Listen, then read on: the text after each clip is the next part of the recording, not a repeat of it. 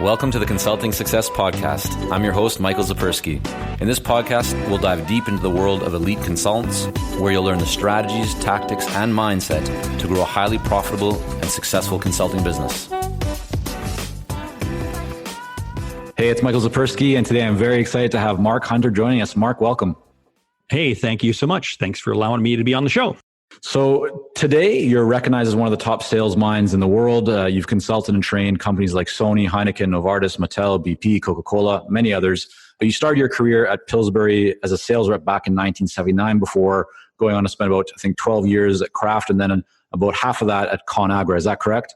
Yeah, I spent 12 years at Kraft and then 6 years with ConAgra. Then I finally got smart and said, I'm going to do this on my own. Well, so tell me more about that. Like, why did you decide to kind of venture out on your own and not stay within the confines of, the corporate world?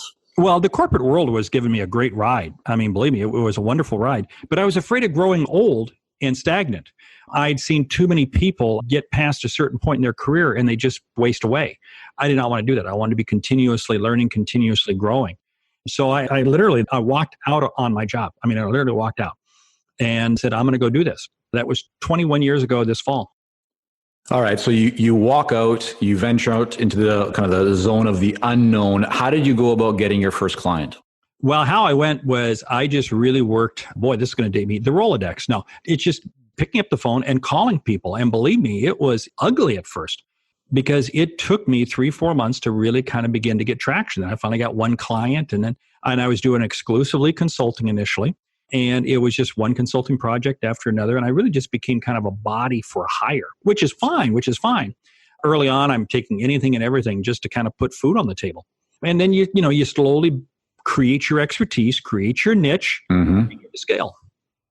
Talk to us a little bit more about, I just want to make this very, very kind of detailed and tangible for everyone. I have this image now of you picking up the phone. It's a heavy old school phone, right? Not a little small one like we have these days.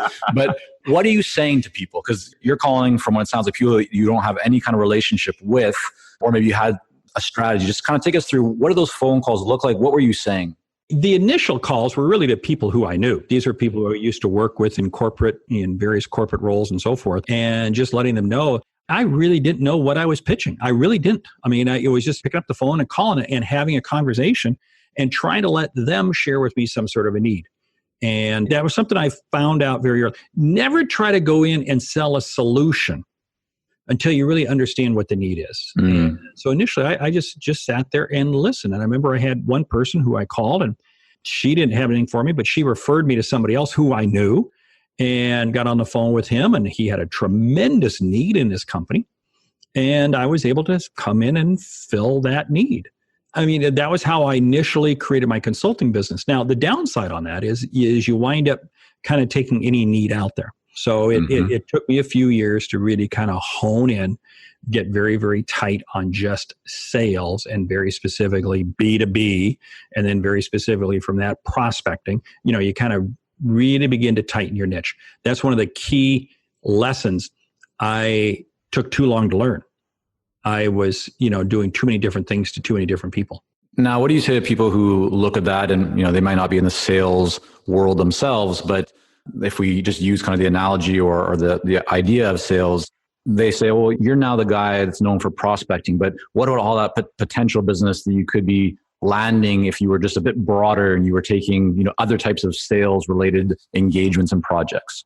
Well, oh yes. I could, but here's the deal. My objective is not to have a 100% full calendar. One of the problems I think a lot of consultants, small business people make is they try to overfill the calendar. And when you overfill the calendar, all you do is you just have a job. You're working for, no, not the man. You're working for many men. You're working for many women. You're just out there working for a lot of people.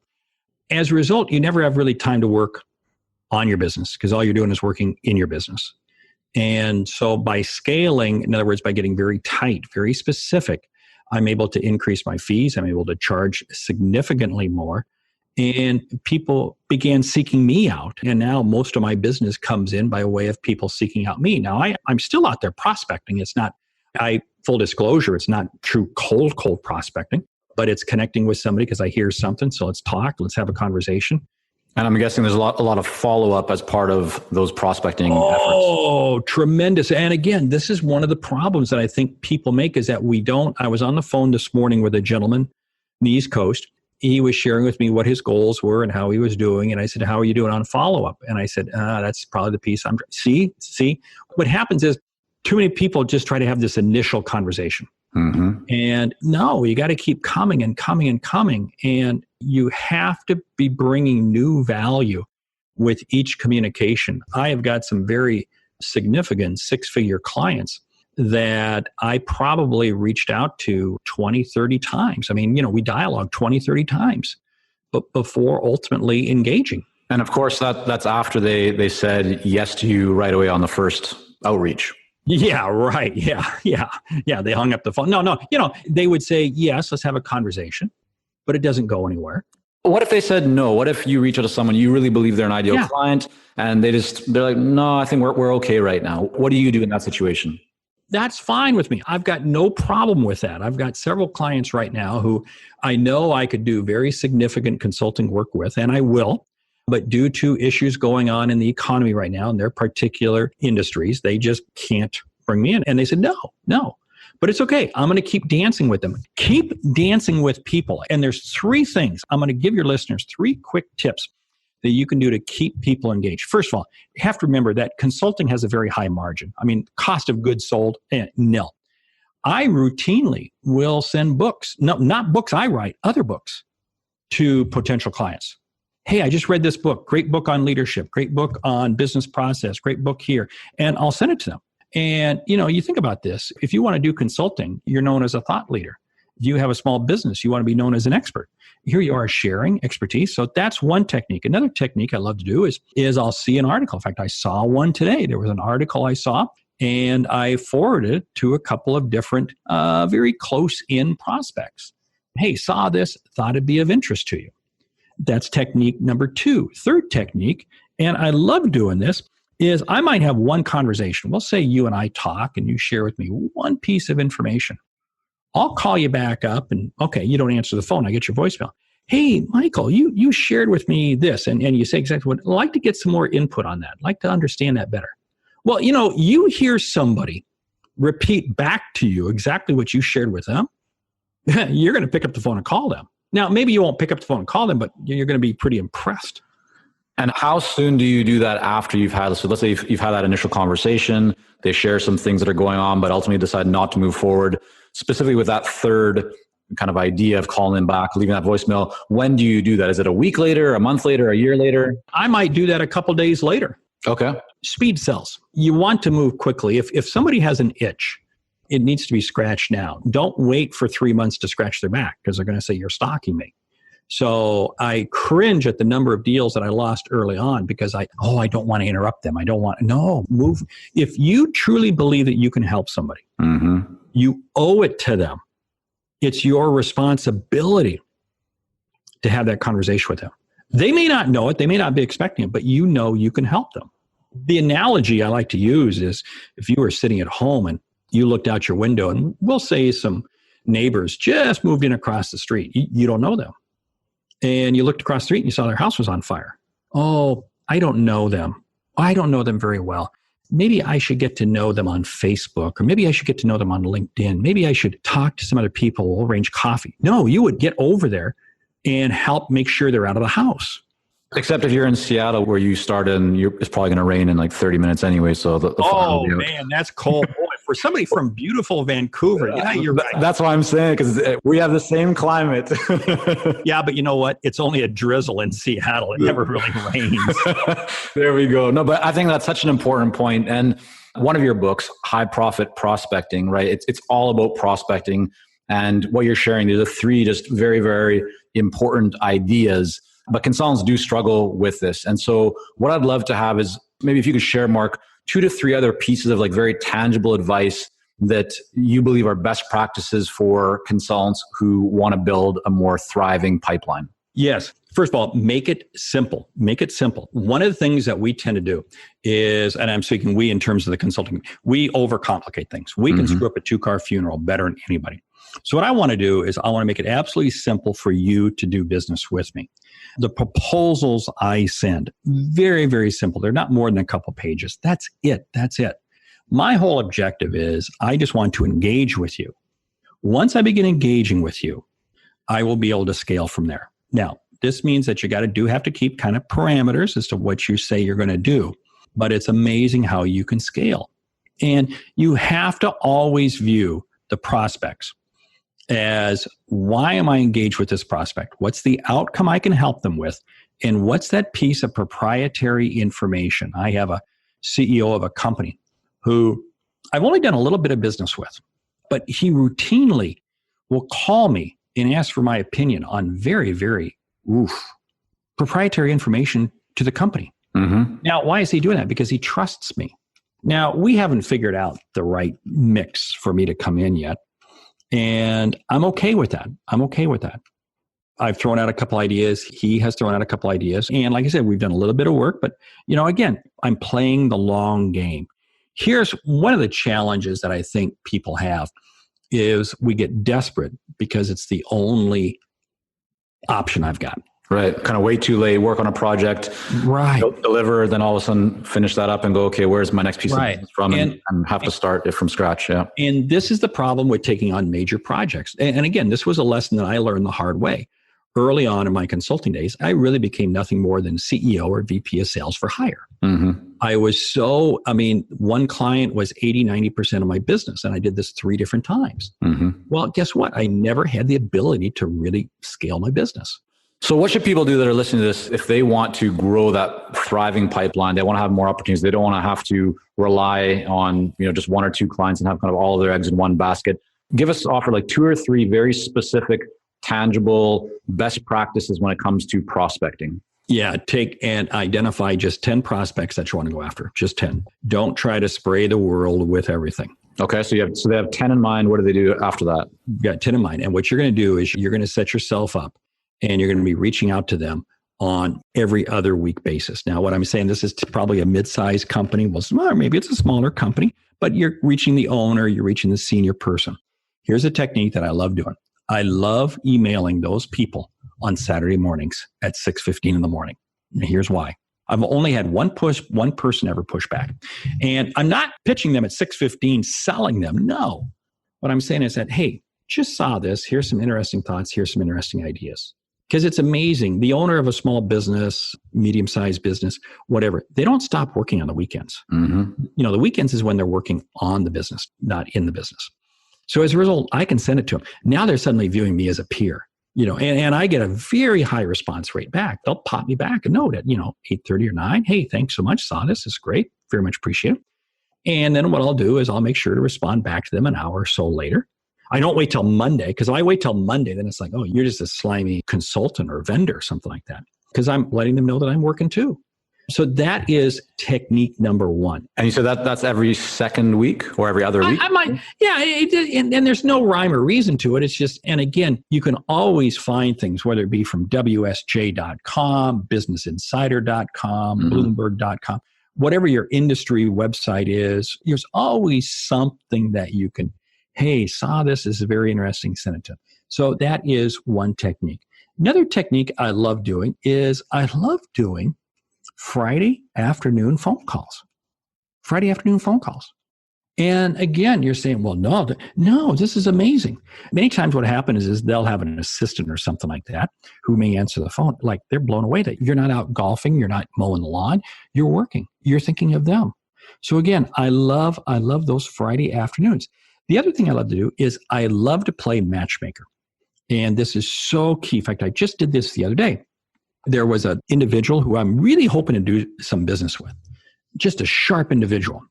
And I sent him an email because I reached out to another person and said, hey, I got somebody I want you two to meet. And I just introduced the two of them. Mm-hmm.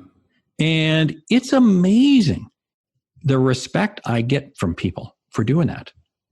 They're like, hey, thank you. Just got a note this morning from a small business owner in Texas who I had connected up with another person, and they met, and she sent me back a note today, said, hey, great, I'm going to reach back. Yeah, we had a great conversation a week ago, and we're reaching back out and talking again the latter part of this week. I love it. That's great. You see, what am I doing? I'm coming across as somebody who is speaking their language, operating at their level, thinking their talk. And how do you scale that beyond 10? So 10 sounds like a good starting point, but I would imagine if you only focus on 10, it might be quite some time before you start generating the level of business that you want. How important is the CRM, and how important is not just going with only phone or email, but mixing many different channels to actually make sure that you're being seen and visible and kind of being heard? While we work with a lot of seasoned and experienced consultants here at Consulting Success, I'm often contacted by new early stage consultants. Invariably, the question I'm asked is, what are the steps I should take to become a successful consultant and grow my consulting business to my first 6 figures per year? Well, I'm excited to announce that we've opened the doors for our Momentum program. This is our most popular program for early stage consultants, and it has helped almost 1,000 consultants to start, run, and grow successful consulting businesses. It gives you the step-by-step plan to help you with your messaging, your fees, and pricing strategies, how to win more proposals, how to go to market more effectively, developing a marketing system to generate leads consistently, and so much more. And right now, until September the 19th, you can sign up for Momentum and get 50% off the regular price by going to consultingsuccess.com/audio. That's consultingsuccess.com/audio, AUDIO. Only 100 spots are available to join Momentum and get 50% off. This deal is only available until September the 19th or until all 100 spots are gone. We won't be opening up new spots in this program for several months, so don't wait. Go to consultingsuccess.com/audio. That's consultingsuccess.com/audio, AUDIO.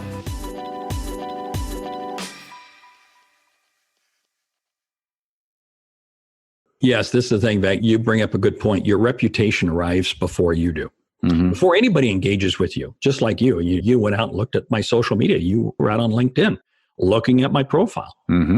It is amazing. Your reputation arrives before you do.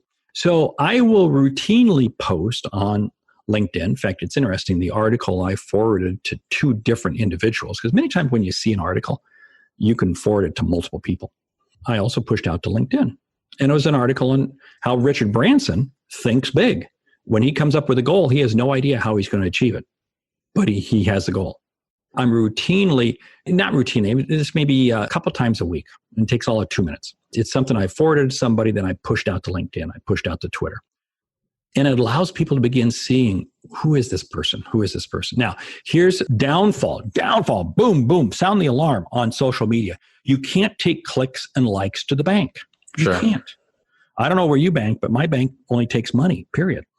And too many consultants, I say, well, if I just create a big enough social media presence, I'll have oh man. So Mark, how do you manage then scaling up beyond those 10 people? Like more tactically, like with your CRM, how do you just start adding more people in, or? I'm always adding people in, but I'm keeping them categorized by industry. I'm keeping them categorized by geography, etc. Tomorrow I happen to be in Toronto. And I have one appointment scheduled. That's the reason I'm going to Toronto. And I, of course, immediately went to my database to find out who else is in Toronto. Who else can I meet with? So this is a very easy thing. Articles, by focusing by industry, because I may focus on this industry for this next 2-week period. I may focus on this. This is especially keen as you kind of head into an industry conference. I won't hesitate. And don't think for a moment that you need to attend every industry conference. I know a number of people who attend industry conferences virtually by merely following the hashtag stream on social media. But again, it's so you bucketize. There's a real consulting term. I bucketize. I've got 5 or 6 different people in each industry that I really want to focus in on. Yeah, I think that's some really, really good advice. Mark, I got a few other questions I really want to dive into, and I want to make sure we can get them in before with the time that we have. So clearly what you're doing works, right? Your client list looks like a clone of the Fortune 500 list. And I'm wondering, when you look back your years in this business, what do you feel has made the biggest impact in actually helping you to land those billion-dollar global clients? Be absolutely confident in yourself. In fact, I just pushed out to YouTube just a few minutes ago a video. The biggest sale you'll ever make is the one you make to yourself. Tell me more about that. What do you mean? You have to absolutely believe in yourself and believe in the outcome you can create. Because if you don't believe in yourself, it is amazing. Too many companies are afraid to hire solo practitioners because they feel they're just a consultant waiting to get hired between jobs. You have to be able to demonstrate competence and confidence. That is without a doubt one of the biggest single things. And what this allows you to do is it allows you to have frank conversations. It allows for people to be able to share with you insights. And no, I don't take proprietary information and share it with other people. But boy, it sure helps educate me about an industry. Mm-hmm. Wow. Your brand is the Sales Hunter, right? And then below that, you have your name. So Mark Hunter kind of appears all throughout your communications, but the Sales Hunter is kind of your brand. Why did you choose to focus the brand on you versus, building a company that has many other consultants or employees and team members? Tell us a little bit more kind of around your decision to do that. I tried to have other people and I used them, and clients kept coming back and saying, we want you. And they'd be willing to pay me a whole lot more. And it just became too hard to police and monitor and control. So now I do it pretty much myself. I have a staff that backs me up, does research and helps me and supports me, et cetera. But I'm the face, and people are willing to pay far more for that. Was that also a lifestyle decision for you in any way? Yeah, a little bit. I mean, it allows me to control my time. I mean, I admit I'm on the road way too much. But you know what? If that's the biggest problem I have in my life, it's okay. I like having control. One of the things that I'm able to do is when I put together, in fact, I did this the other day. I was with a client. We put together a one-page document. And oh man, it was a great document.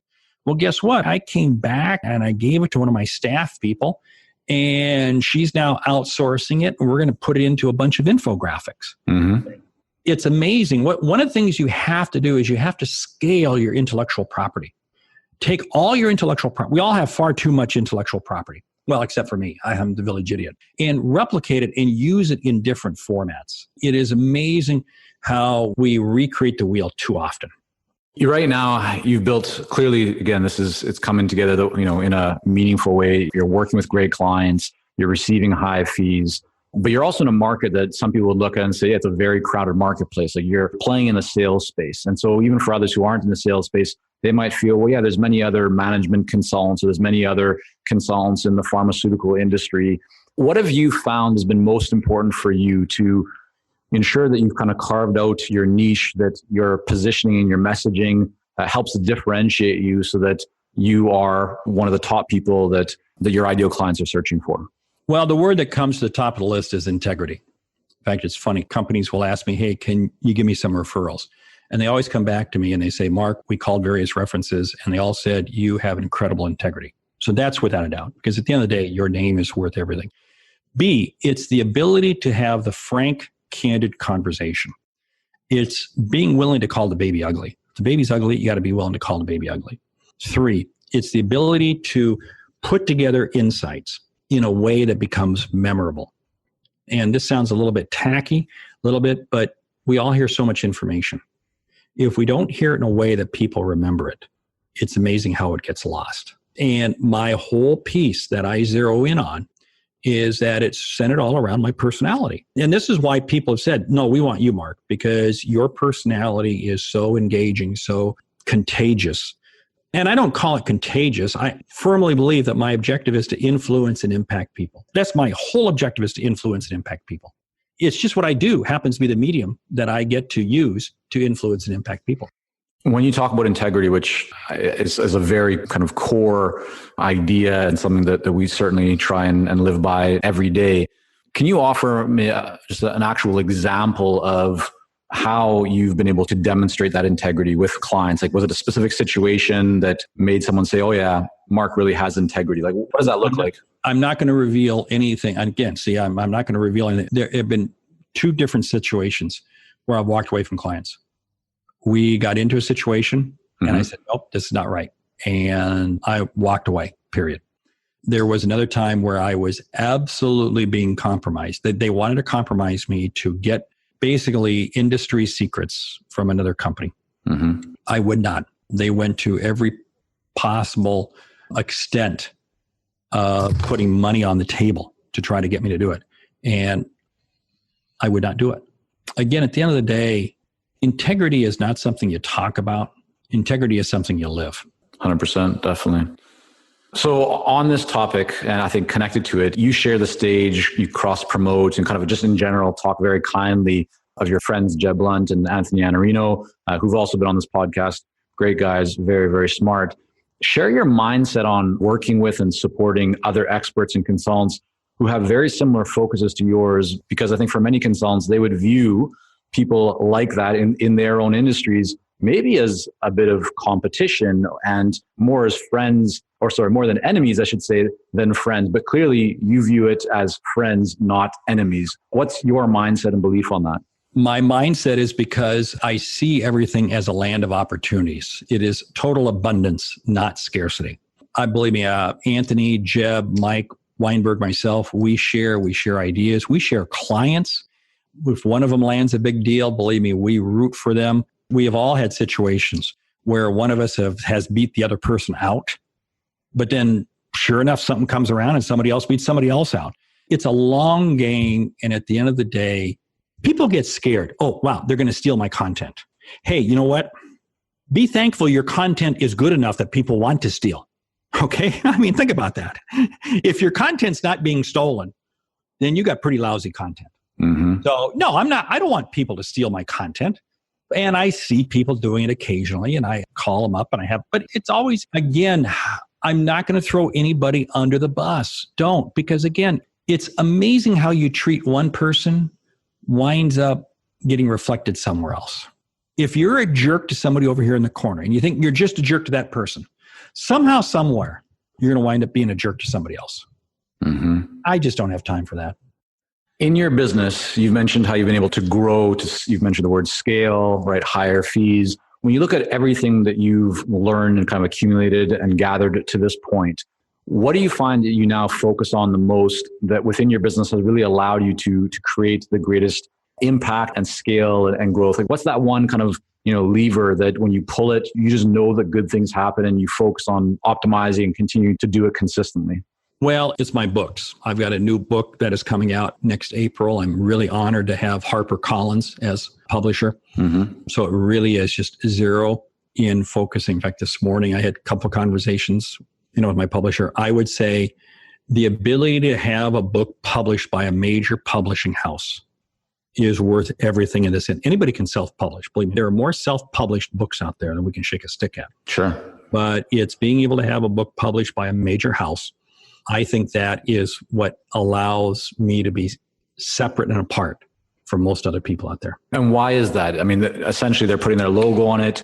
Many people say that the traditional trade publishers, right, they don't do much promotion. No, they don't. They do distribution and they're good at helping you editing kind of the book and the content. But for you, what's the real value of having that trade logo on your book?